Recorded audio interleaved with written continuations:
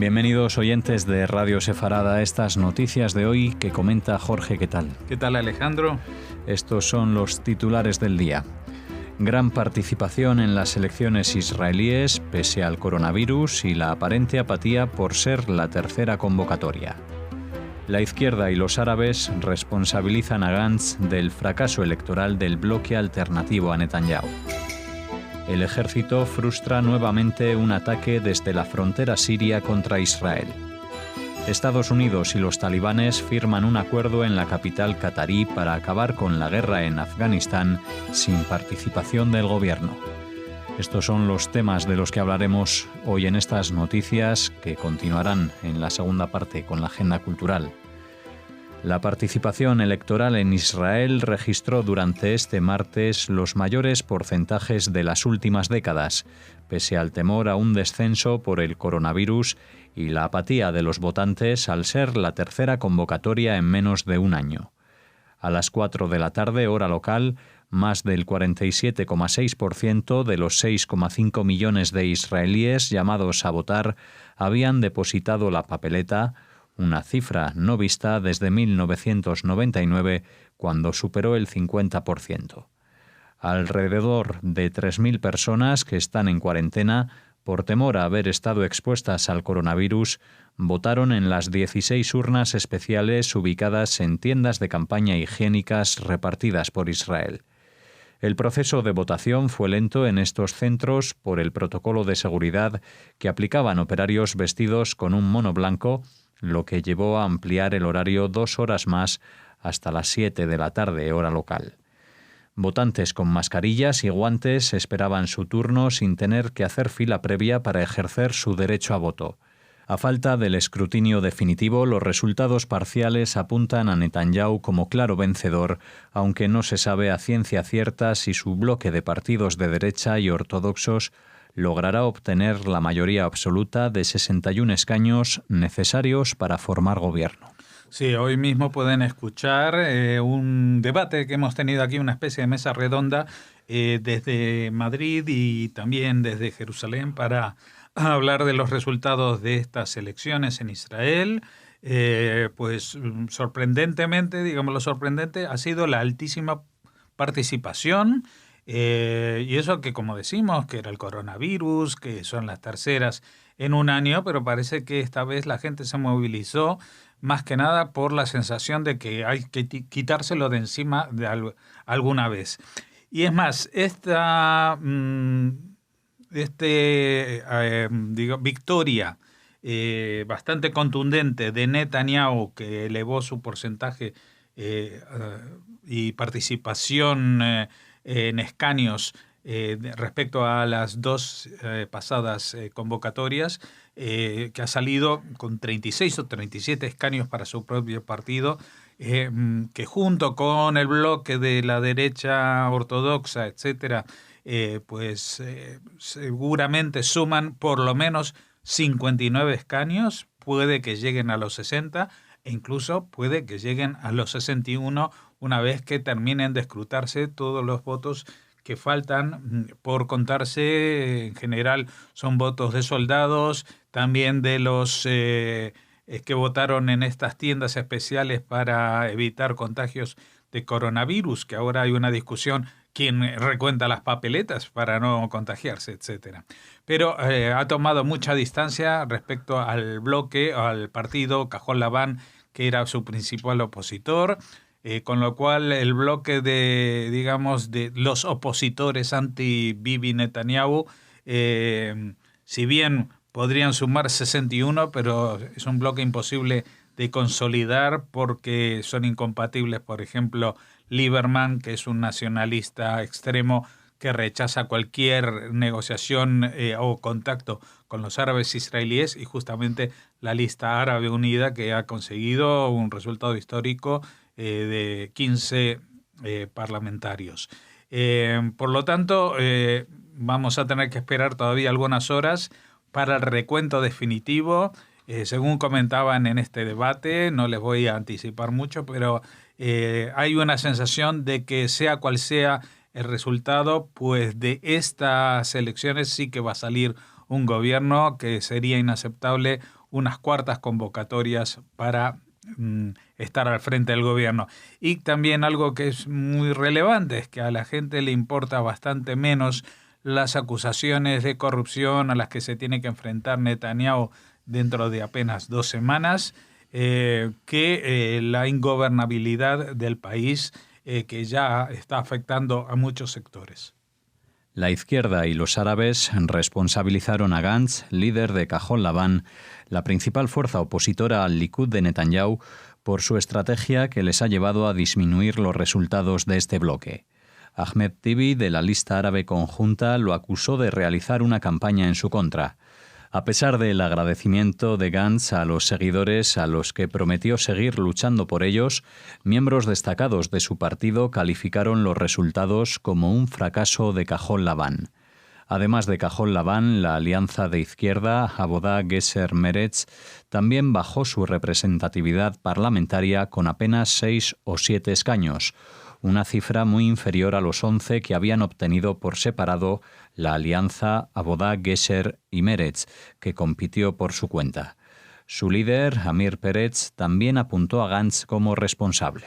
Bueno, el principal, digamos, el que sale más damnificado de estas elecciones sin duda es la izquierda.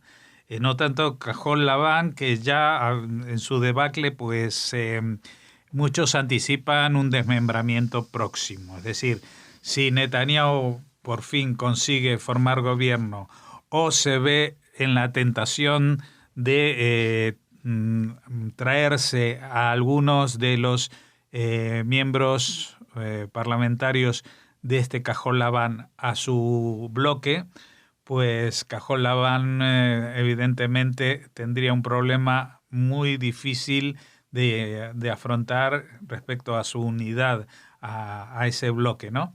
Y aparte,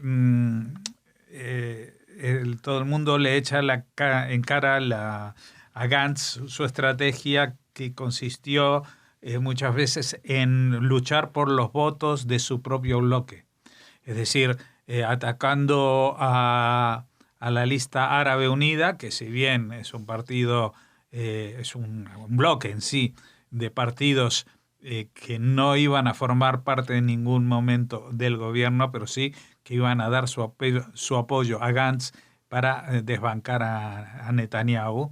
Y también hizo una campaña bastante decepcionante contra los pequeños partidos de izquierda, hoy en día más pequeños, con apenas 6-7 escaños en esta representación de lo que antes eran 3 partidos, Avodah, Gesher y Meretz, es decir, el peor resultado de la historia de lo que alguna vez fue la corriente hegemónica durante la fundación de Israel, no solamente el partido de Ben Gurión, sino también de otras ramificaciones que hubo de Mapá, Mapai, Raqqa, etcétera, etcétera. Es realmente patético contemplar el poco apoyo que la sociedad israelí ha dado a estos partidos tradicionales. Muchos estiman que, aparte de una gran cantidad de votantes que se les ha ido hacia el centro, dirigido, como dijimos, por Benny Gantz, también hubo quienes desertaron hacia las filas de la lista árabe conjunta, que a pesar de su nombre incluye partidos que abogan por un solo Estado en el que convivan judíos y árabes, y por lo tanto pues son partidos como el antiguo Partido Comunista de Israel, en el que hay una notable presencia también de judíos. ¿Qué es lo que va a pasar? Pues tendremos que esperar todavía algunos días y semanas, creo yo, hasta la conformación definitiva de un gobierno, y más cuando tenemos que Netanyahu, como dijimos el 17 de marzo, tiene su primera audiencia frente a los jueces que van a estudiar sus 3 demandas sobre corrupción. Fuerzas militares israelíes en el norte de la meseta del Golán identificaron un intento de francotiradores de atacar a sus soldados y enviaron un helicóptero que disparó un misil contra un vehículo de los francotiradores involucrados en el incidente, en la provincia siria de Quneitra, en la zona desmilitarizada entre Israel y Siria. Se trata del último hecho de violencia en una serie de incidentes en el área. El vehículo quedó completamente destruido, aunque no se ha informado de muertos o heridos. La semana pasada, un avión israelí atacó posiciones militares sirias en el lado sirio de las alturas del Golán y se lanzaron misiles desde helicópteros contra posiciones militares en la misma zona, provocando heridas a 3 soldados sirios. Horas antes, drones israelíes abatieron a un comandante local de Hezbollah encargado de establecer una estructura terrorista para lanzar ataques a lo largo de la frontera.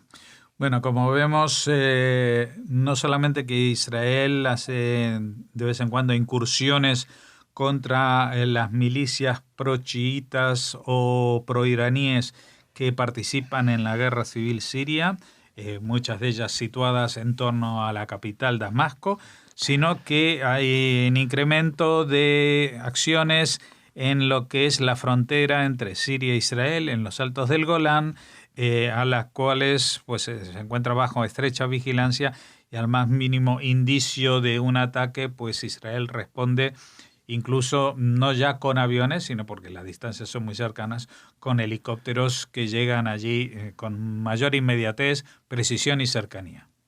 Estados Unidos y los talibanes firman un acuerdo en la capital catarí para acabar con la guerra en Afganistán, con un calendario para la salida de las tropas norteamericanas de la guerra más larga de su historia y el inicio de negociaciones de paz entre las diferentes partes en Afganistán, país invadido militarmente por los norteamericanos en octubre de 2001 a raíz del atentado contra las Torres Gemelas.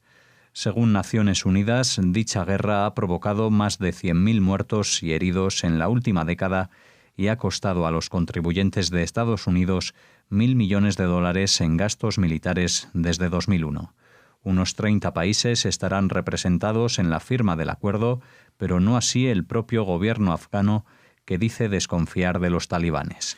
Bueno, Afganistán es un país que si uno estudia un poco su historia, especialmente en el siglo XX, se da cuenta que es un pantano, es un país maldito, que todo el que ha entrado allí ha salido escaldado y a veces no ha podido salir.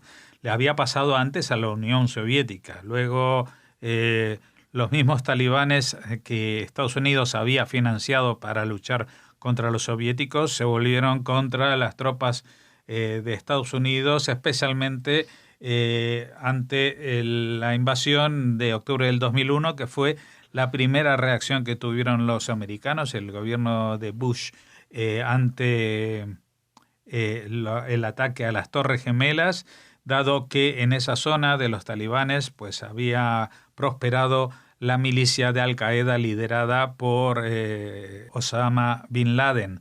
El tema es que a pesar de la imagen, la retórica y la situación en general con que se mira las decisiones que toma Donald Trump en el plano militar internacional, es todo un pacifista. O sea, no solamente está cerrando brechas en el tema de Corea del Norte, por ejemplo, también está aguantando mucho el tipo ante las provocaciones de los iraníes, sino que en el tema de la guerra más antigua y más larga que tiene Estados Unidos, que llevan 19 años, que se dice fácil, 18 años y algo, pues ha llegado a un acuerdo con los talibanes, pero para lograrlo ha tenido que hacer algo que ningún otro presidente se ha atrevido a hacer, es decir, ponerse en contra de los propios líderes actuales de Afganistán, que no quieren que Estados Unidos se vaya, porque entonces ellos tendrán que negociar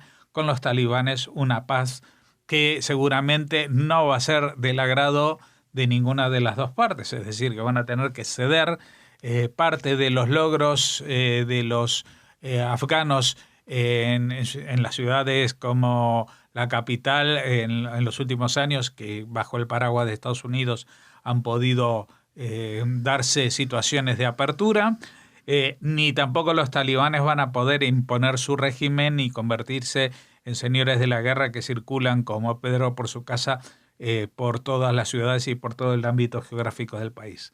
Pero lo importante aquí, desde el punto de vista de los estadounidenses, es que van a dejar de participar en una guerra que les queda muy lejos, en la que no tienen absolutamente nada que ganar y en la que han perdido miles o por lo menos $1.000 millones en gastos militares que no les han reportado ningún beneficio ni geoestratégico ni de aproximación a acabar con el terrorismo, como se ha visto durante los años pasados, cuando el foco ya no eran ni los talibanes, ni siquiera Al-Qaeda, sino Daesh, una nueva fuerza que surgió, de la cual pues la presencia de Estados Unidos en Afganistán no aportaba nada.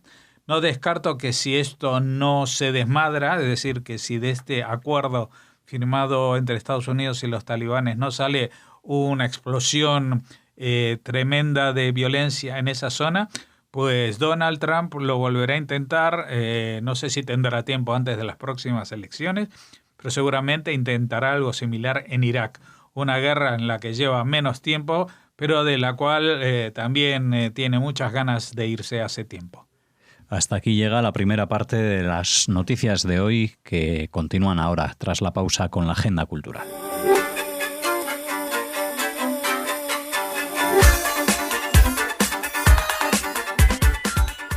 Comenzamos la agenda cultural de hoy. Hola, Raquel. Hola, Alex. Hola a todos. Bueno, y volvemos a hablar de carnaval, aunque ya haya pasado. Sí. Para comentar otra... Para volver a hablar de banalización de la Shoah en esta fiesta que se conmemora en todo el mundo católico durante la Cuaresma. Ya saben, el periodo de 40 días que precede a la Pascua. Ya les hablábamos de ese carnaval con contenido antisemita de Bélgica, del problema que hubo con esa comparsa de las mesas en Cuenca que se presentaba en Campo de Criptana, con los que tuvimos la oportunidad de hablar.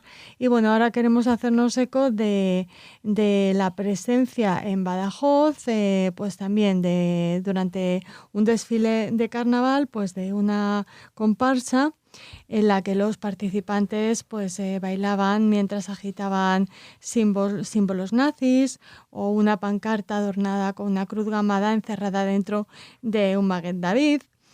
También iban disfrazados de prisioneros con el uniforme, empujando una carroza con forma de tren gigante con músicos. Cosas terribles, como algunos de los participantes del espectáculo estaban vestidos con trajes con rayas verticales azules y blancas, evocando el uniforme de los prisioneros de los campos nazis, y con una estrella de David estampada, un Magen David estampada en la parte trasera de su disfraz. Otros llevaban trajes con solo el lado izquierdo, hacían referencia a los uniformes de prisioneros, y el lado derecho pues recordaba un uniforme nazi, incluso no les faltaba de nada con el brazalete con la esvástica. Y de este lado nazi, digamos, los participantes también llevaban una parte de sus labios superior como con un bigote de Adolf Hitler. Bueno, así que pues otro espectáculo más en este carnaval. Sí, que deplorable. A ver si... Bueno, pues así hemos abierto esta agenda, pero tenemos otros temas. Espero que sean mucho más alegres, Alex. De otro tono. Total, porque el Ayuntamiento de Málaga va a ponerse al frente de la celebración en 2021 del aniversario, los 1000 años del nacimiento del filósofo, poeta y gramático Ibn Gabirol, según se ha acordado en la última sesión plenaria de este ayuntamiento. Ha sido apoyada por todos los grupos políticos y también recoge que en el área de cultura se ponga en marcha la creación de un grupo de expertos para la elaboración de un programa de actividades buscando la colaboración de instituciones públicas y privadas. La moción institucional detalla que puede afirmarse que Ibn Gabirol fue el primer malagueño universal, autor de una herencia que pervive hasta nuestros días a través de una obra poética y filosófica de especial trascendencia y de su, por supuesto, aportación a la cultural y a la liturgia judías. Considerado por algunos especialistas como el Platón judío, rescató para Occidente la obra de Platón que más tarde marcaría el espíritu del Renacimiento. Como filósofo fue entre los cristianos donde fue muy aceptado entre los cristianos, donde sus ideas recibieron mejor acogida y siendo admirado y seguido por los franciscanos y duramente criticado por los dominicos, claro, ya saben, los que eran responsables de la Inquisición. Y bueno, por supuesto, sus versos sagrados se han incorporado a la liturgia judía. Y bueno, qué decirles de Ibn-Gabirol, una de los judíos, de los hispano-judíos más importantes, y estamos deseando ver qué actividades plantea el Ayuntamiento de Málaga para celebrar los 1000 años de su nacimiento. Bueno, pues seguro que nos traes más de un evento de esos 1000 años que el Ayuntamiento de Málaga agende para los próximos días. Cerramos ahora con un libro que ya presentamos aquí. Cerramos con dos cosas, Alex, conmemorando ya el día 8 de marzo, ya saben, el Día de la Mujer. En este caso queremos hablarles de la presentación del libro Lapidada, de Adriana Davidova, que ya tuvo la amabilidad de compartir con nosotros, de presentarnos aquí en Radio Sefarad. Esta presentación del libro, otra nueva presentación, será el 4 de marzo a las 18:45 horas en la Biblioteca Pública Municipal Eugenio de Trías, que se encuentra en la Casa de Fieras, la antigua Casa de Fieras del Retiro, pero es que además Adriana Davidova junto con Liberto Raval interpretarán Lapidada, que es una obra de teatro, en Casa de Vacas a las 18 horas, a las 6, este sábado 7 de marzo. Les ponemos el enlace para que recuperen la entrevista con Davidova, en la que tiene palabras y textos e intenciones de defensa de las mujeres y del ser humano en general, perseguido por la injusticia, por los malos tratos, por la incomprensión. Un libro, una obra perfectos para conmemorar este 8 de marzo. En la presentación del libro, Adriana Davidova estará acompañada por José María de la Quintana, que es el editor de Amargor, la editorial que presenta el texto teatral publicado. Y luego queríamos también avisarles de que este miércoles 4 a las 7 de la tarde se proyecta en Casa de América Una cuestión de género de Mimi Lender, protagonizada por Felicity Jones, en la que se nos cuenta la historia de Ruth Bader Ginsburg, ya saben, la segunda mujer en la historia que sirvió en el Tribunal Supremo de los Estados Unidos. La historia de cómo se enfrenta en los tribunales para reivindicar la igualdad entre hombres y mujeres, entre géneros, entre razas, y cómo finalmente su trabajo y su esfuerzo y su valentía se ven premiados. Así que una película muy, muy recomendable que pueden ver en Casa de América, como les decimos, este miércoles 4 a las 7 de la tarde, en el marco de las actividades que están programando desde Casa de América para unirse a la celebración del 8 de marzo. Muy bien, Raquel, pues gracias por esta agenda de hoy. Así nos despedimos de ustedes y lo hacemos hasta mañana. Hasta mañana.